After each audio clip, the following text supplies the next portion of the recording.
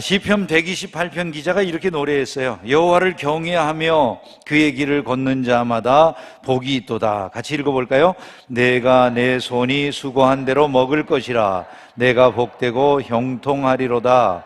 내 집 안방에 있는 내 아내는 결실한 포도나무 같으며 내 식탁에 둘러앉은 자식들은 어린 감람나무 같으리로다. 여호와를 경외하는 자는 이같이 복을 얻으리로다. 여호와께서 시온에서 내게 복을 주실지어다. 너는 평생에 예루살렘의 번영을 보며 내 자식의 자식을 볼지어다. 이스라엘에게 평강이 있을지로다. 참 은혜로운 시죠, 그죠? 은혜로운 시. 하나님을 경외하는 자에게 복을 주신다. 그 길이 형통해진다. 가정이 복을 누린다. 후대가 번성한다. 삶이 번영한다. 평강이 생활 속에 임하게 된다. 뭐 이런 내용들을 쭉 담아서 기록하고 있습니다. 그러므로 우리가 해야 될 결심은 분명한 거예요. 하나님을 경외해야 되는 줄로 믿습니다. 하나님을 두렵고 떨리는 심정으로 섬기며 살아가는 것, 이게 하나님 경외하는 거잖아요. 하나님을 경외하는 마음이 있다. 내가 하나님을 두렵고 떨리는 마음으로 섬긴다라고 하는 것은 어떻게 드러납니까? 먼저는 하나님의 말씀을 잘 듣고 순종하는 것으로 드러날 거예요. 율법책을 지켜 행하라. 그것이 하나님을 경외하는 것이다. 성경 그렇게 말씀합니다. 하나님을 경외하면 악을 좋아할 수가 없죠. 하나님 두려워하는데 어떻게 악을 좋아할 수가 있겠어요? 하나님을 두려워하지 않으니까 악이 좋은 거죠.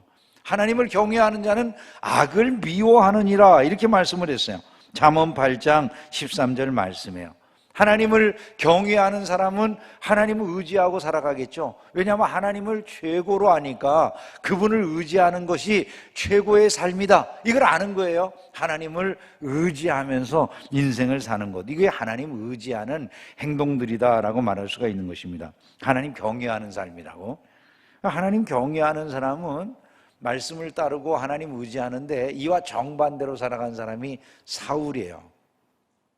사울은 하나님을 경외하지 않았어요. 그리고 그 결과가, 인생의 결과가 무엇인가를 기록한 게 오늘 우리가 읽은 이 말씀의 내용이라는 것이죠.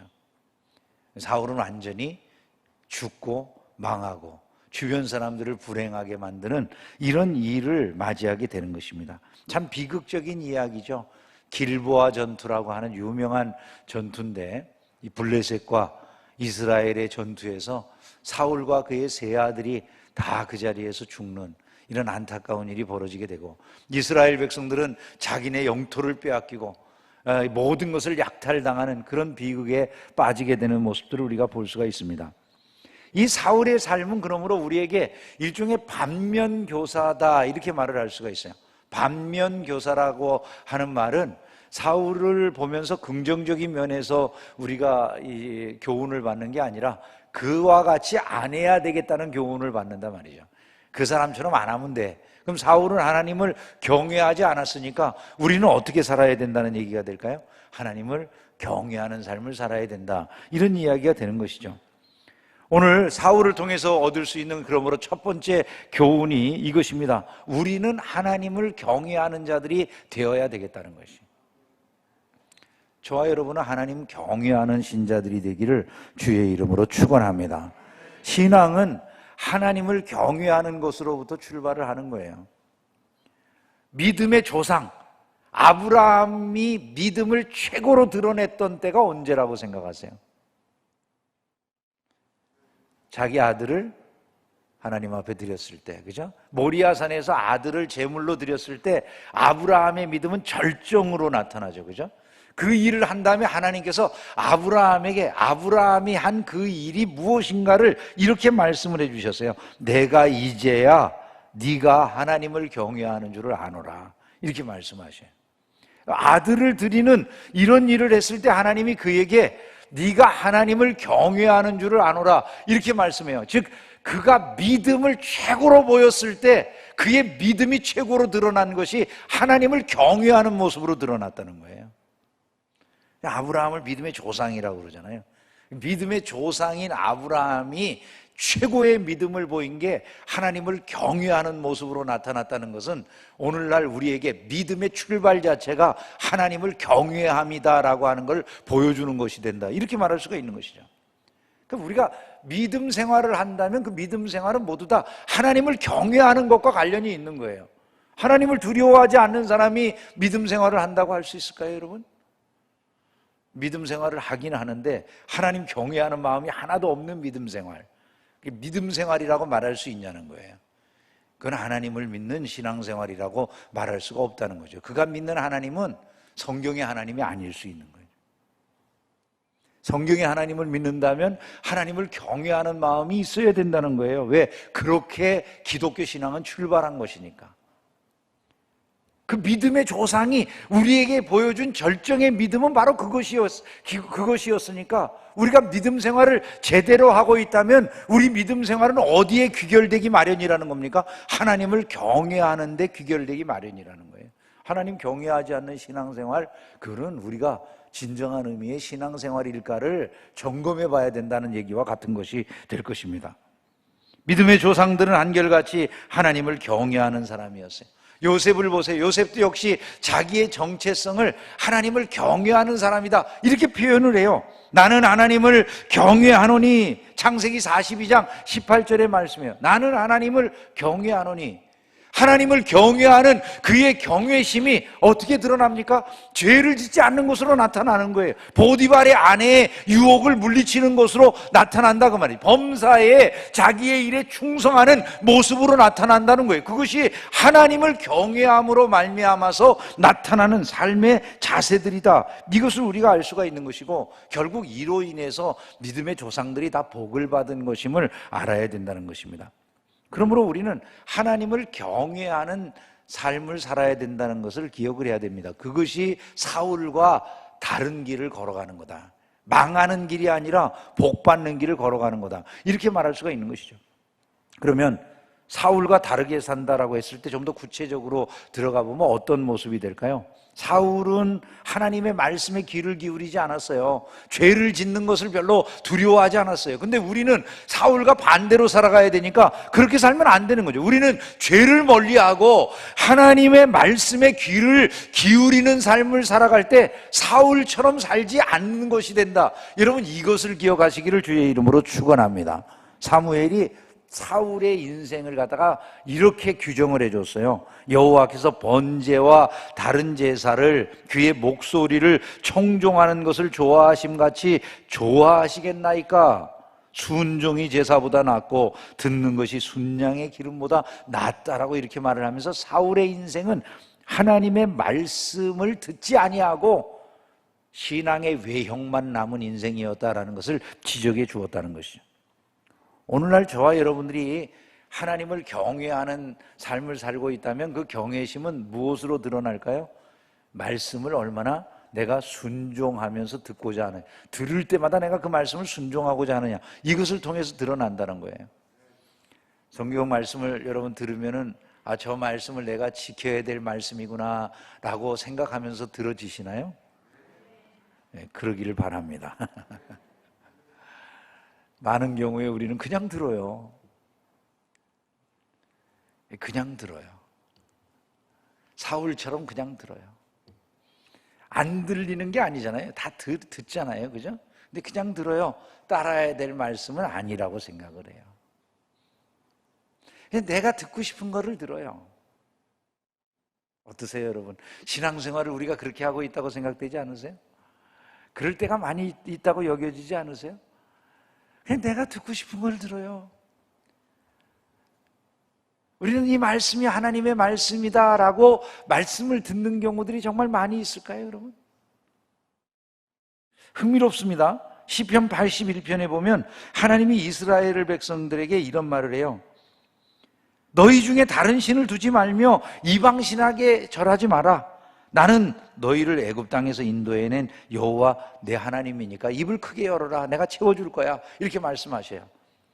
그럼 우리가 생각할 때 당연히 이스라엘 백성들은 하나님의 백성들이니까 하나님 말씀을 들을 거다라고 기대하잖아요.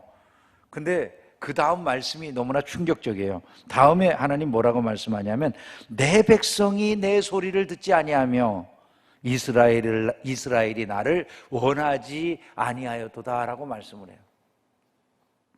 우리는 이스라엘은 다 하나님의 말씀을 들을 거라고 생각을 해요.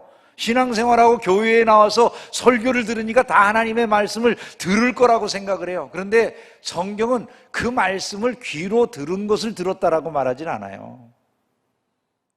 그 말씀을 순종할 때 들었다라고 그래요.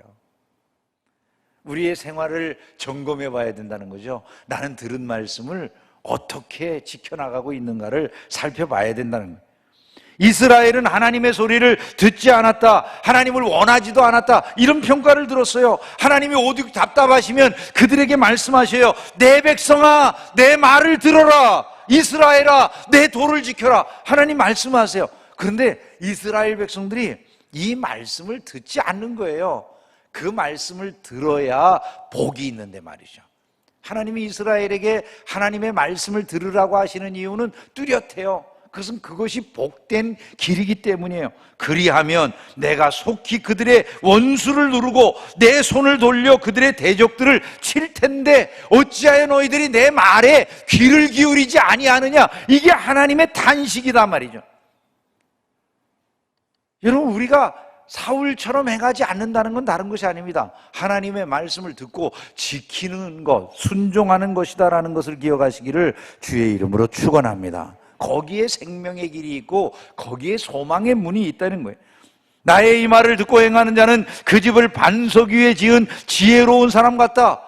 여러분, 반석 위에 지었기 때문에 창수가 나도 바람이 불어도 그 집에 그렇게 심각한 문제들이 일어나도 무너지지 않는다고 이렇게 말씀을 하는 거예요. 여러분, 성도들의 삶에서 안타깝게도 많은 어려움들이, 문제들이 그 삶을 휩쓸어가는 이유가 뭐라고 생각하세요? 하나님의 말씀을 귀로는 들었는데 순종하고 다른 일에 실패했기 때문일 수 있다는 점을 항상 기억을 해야 되는 것입니다.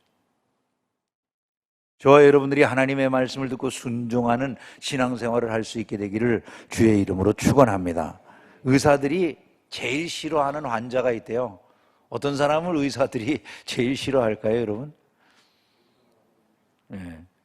자기가 자기 병을 제일 잘 알고 있다고 하는 사람이래요. 자기가 자기 병을 제일 잘 알고 있다. 그래서 절대로 남의 말을 안 들어요. 의사 선생님이 아무리 얘기해도 처방도 무시하고 약 먹으라고 하는 대로 3번 먹으라 하면 2번만 먹고 1번만 먹고, 이런 내가 알아서 내 몸은 내가 챙긴다고 이러는 분들이 있다는 거죠. 결국 나중에 보면 몸이 망가질 대로 망가진 다음에야 비로소 찾아오는 경우들이 있다는 거예요. 처음에 그냥 뭐라 그래요? 쇠스랑으로 막을 걸 뭐로 막는다고 그러나? 호미로 막을 것, 가래로 막는다고. 그러니까 뭐 그런 이야기들이 있잖아요. 이 병이 막 키워져가지고 오는 거예요, 사람들이. 여러분 한번 생각해 보세요. 병을 앓고 있는 사람이 자기가 모든 것을 안다고 생각하면 됩니까? 절대적인 시금석에 따라서 자기 몸을 체크를 해봐야 돼요, 그죠? 전문가의 말을 들어야 돼요. 근데 전문가의 말도 무시하고 자기가 더 잘 알아요. 세상에 들려지는 이야기를 저는 신학을 지금까지 80년부터 지금까지 계속 신학을 하고 목회만 40년을 해와도 모르는 게 투성이에요, 사실은요. 근데 어떻게 이렇게 잘하는 사람들이 많은지 모르겠어요, 세상에. 예? 그냥 다 잘 알아. 세상 것 다 구분할 줄 아는 것 같아. 여러분, 삶을 살아가면서 그렇게 모든 게 쉽습니까? 우리가 듣고 있는 게 내가 듣고 싶은 것이지 성경이 말하는 것이다라고 하는 확신이 있으세요? 지금 시대에 핫한 말씀을 듣고 싶죠? 근데 여러분, 참된 신앙은요, 예수님이 하신 말씀의 본래로 돌아가는 거예요. 나머지 모든 신앙은 교회사 속에서 그분의 은혜를 누린 자들이 전해준 말들이에요. 결국은 우리가 신앙의 본질을 찾아가려면 예수님께로 나아가는 수밖에 없어요.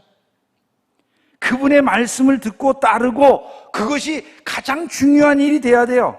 근데 자꾸 이 시대에서 하는 말들, 세상에서 들려지는 말들에 귀를 기울여요. 그것을 뭐라고 성경이 말하냐면 마지막 때가 되면 사욕을 따를 스승을 많이 두고 그냥 자기 귀에 듣고 싶은 이야기만 듣는 것이다, 이렇게 말씀해요. 때가 이르리니 사람이 바른 교훈을 받지 아니하며 귀가 가려워서 자기의 사욕을 따를 스승을 많이 두고 또 그 귀를 진리에서 돌이켜 허탄한 이야기를 따르리라. 여러분들이 지금 알고 생각하는 모든 것들은 정말 주님이 여러분들에게 전해주시고자 하셨던 고유한 메시지입니까? 그걸 우리가 생각을 해야 되는 것입니다. 하나님을 경외하고 악을 떠나고 말씀에 순종한다라고 하는 것은 바로 그리로 돌아가는 것이고요, 거기에 복이 있음을 믿으시기를 주의 이름으로 축원합니다.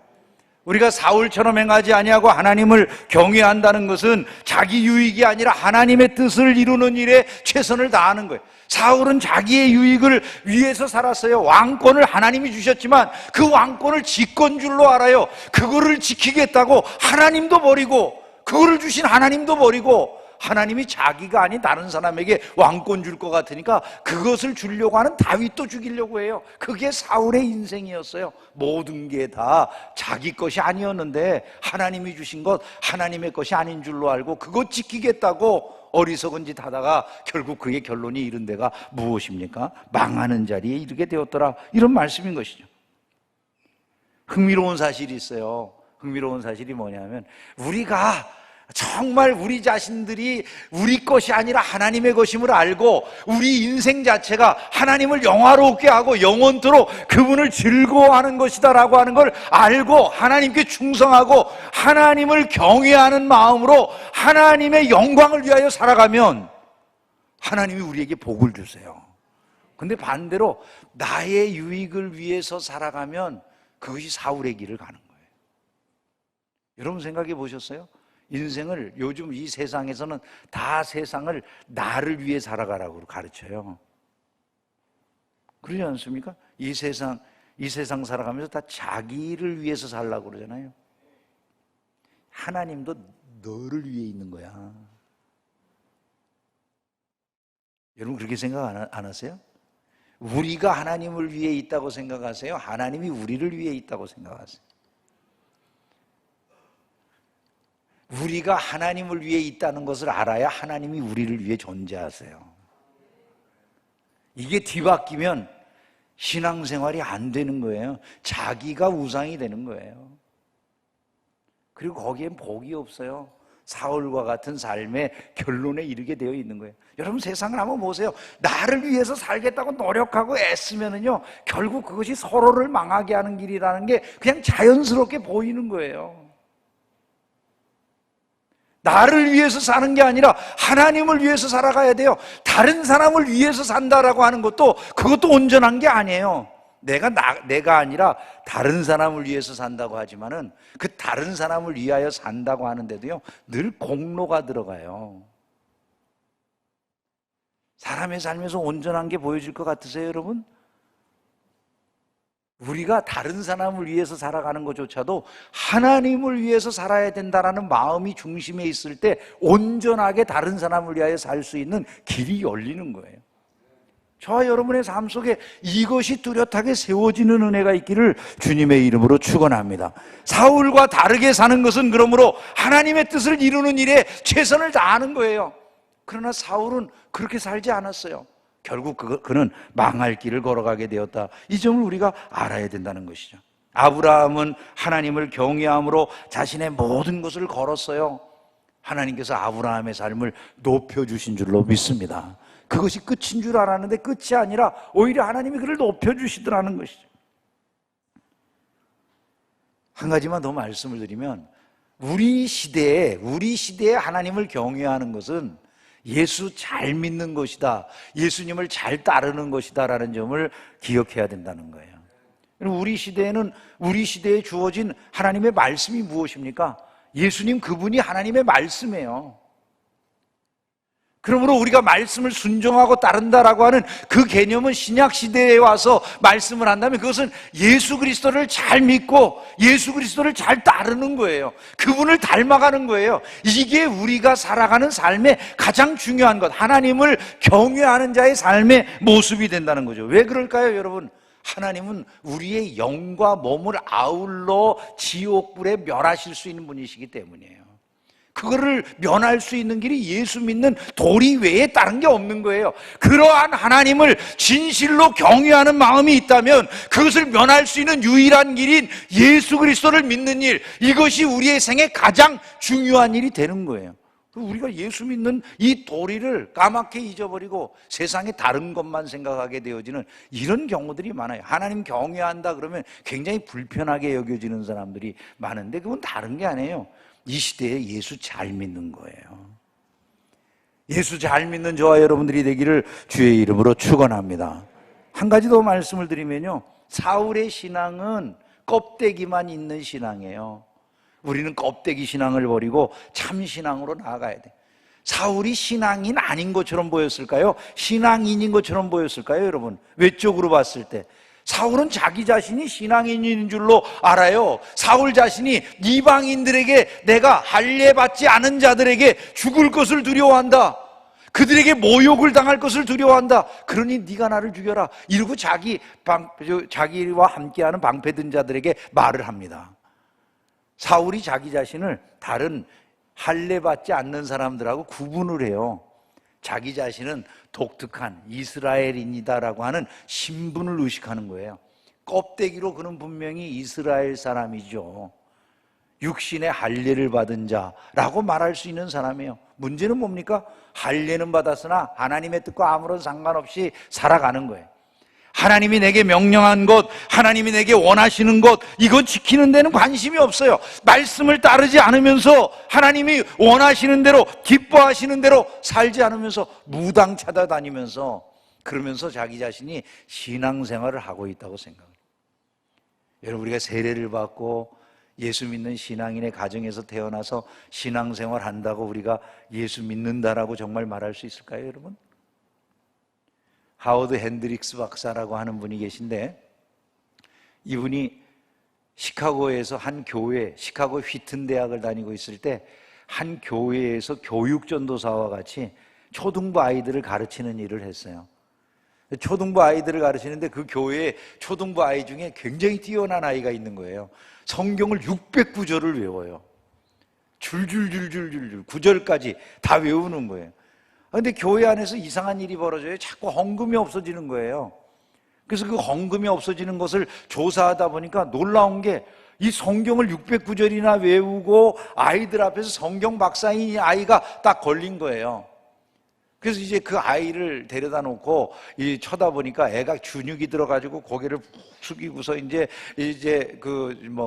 기를 못 피는 거죠. 그런데 그 상황에서 이 핸드릭스, 이제 그 당시 이제 교육 전도사님인 거죠. 전도사님이 물어보는 거예요. 야, 너 도대체 성경을 그렇게 외우고 열심히 있는 녀석이 그런 짓을 하면 어떻게 되냐? 애가 이제 헌금을 할 때마다 헌금하는 척 하면서 오히려 헌금을 빼가지고 내가는 이런 짓을 한 거예요. 너 왜 그런 짓을 했냐? 그러면서, 야, 성경 말씀 너 몰라? 너 출애굽기 20장 16절에 보면 도둑질하지 말라고 그랬잖아. 이렇게 얘기를 해줬대요. 그랬더니 고개를 가만히 숙이고 준육이 들어있던 녀석이 갑자기 고개를 딱 들고 눈이 반짝반짝 하더랍니다. 그러더니 하는 얘기가, 그 출애굽기 20장 16절이 아니라 15절인데요, 이러더래요. 그러니까 그 핸드릭스 교육 전도사님이, 야, 이 녀석아, 그런 걸 다 알면서 넌 도대체 왜 그런 짓을 한 거야? 너 뭘 잘못했는지 알기나 하냐? 물어봤어요. 그러니까 애가 뭘 잘못했는지 알기나 하냐고 하니까 대답한다는 말이 들킨 거예요, 그러더래요. 들킨 거. 여러분, 교회를 다니고요, 내가 신앙인의 가정에서 태어나고요, 성경 말씀을 잘 안다고 해서 신앙생활을 하는 게 아니라고요. 사울이 자기 할례받은 사람이라는 거예요. 이스라엘의 왕이에요. 나는 저 이방인들하고 다른 사람이라는 이런 정체성을 가지고 있어요. 그런데 문제는 하나님의 말씀을 안 따라요. 성경은 그런 삶을 신앙생활을 제대로 하는 하나님 경외하는 삶이라고 인정을 안 해요. 우리의 신앙생활도 이럴 위험성들이 많이 있다는 거죠. 모이기를 힘써라 해도 어디서 세상에서 모이기를 힘쓰라는 것은 요즘 시대의 말이 아니에요. 그러면 그냥 금방 그 말이 들려요. 내가 가기 싫거든, 사실은. 그 말이 더 맞는 것 같잖아요. 우상을 두지 말라. 우상 숭배하는 게 아무렇지도 않아요. 음행하지 말라. 그래, 동성애 지지해요. 아니, 교회에 있는 그 집사님이나 뭐나 이런 직분을 가지고 계신다고 하는 국회의원들도 동성애 지지하는 법안 만들자고 그러고 막 거기에다가 서명하고 그래.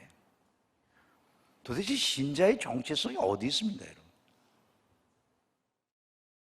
자기가 기독교인이라고, 자기가 더 기독교인이라고 그래요. 하나님 말씀이 그렇게 명백하게 있어도 그거 안 지켜도 자기가 더 기독교인이라고 말을 해요. 자기 신앙인 거예요, 이게. 그래서 우상인 거예요, 결국은요. 내가 믿고 싶은 바, 내가 말하고 싶은 바, 그거를 자기가 신앙이라고 따른다고 하면 그건 자기가 만든 신앙이지 예수님이 우리에게 전해준 그 신앙이 아니다, 그 말이에요. 자기가 뭔데 그 사람을 믿고 따라가겠습니까, 여러분? 그 사람 믿을만 합니까? 우리가 예수 그리스도 한 분 외에 믿고 따를 리는 없다는 것을 기억하시기를 주의 이름으로 축원합니다. 모양뿐인 신앙이에요. 문화적인 신앙이에요. 참 신앙이 아니에요. 우상 숭배예요. 하나님을 분노케 하는 신앙이에요. 하나님께 저주받을 어리석은 신앙이에요. 삶에 우리가 지난 2년 동안 팬데믹을 지나왔어요. 우리의 신앙은 어떻습니까? 성경적인 신앙입니까? 저와 여러분들이 돌아가야 될 자리는 그 자리예요. 거기에 복이 있고 은혜가 있다는 사실을 믿으시기를 주의 이름으로 축원합니다. 사울처럼 살아가면 안 되는 거예요. 우리는 주님의 말씀으로 돌아가서 예수 그리스도께서 원하시는 삶을 살아가야 돼요. 하나님을 경외합시다. 하나님께서 기뻐하시는 그 뜻을 이루는 일에 충성을 다합시다. 예수 잘 믿읍시다. 껍데기 신앙만 가진 사울처럼 행하지 맙시다. 이것이 오늘 우리 시대에 들어야만 될 메시지라는 거예요. 거기에 삶의 길이 있고 희망의 문이, 그 문을 활짝 열게 된다는 것을 잊지 않기를 주의 이름으로 축원합니다. 주께서 우리를 부르고 계세요. 우리를 부르고 계세요. 우리를 말씀 앞으로 부르고 계세요. 그 소리에 귀를 기울임으로 주께서 원하시는 바 아름답고 복된 삶에 이끌림을 받는 저와 여러분들이 다 되기를 진심으로 소원합니다.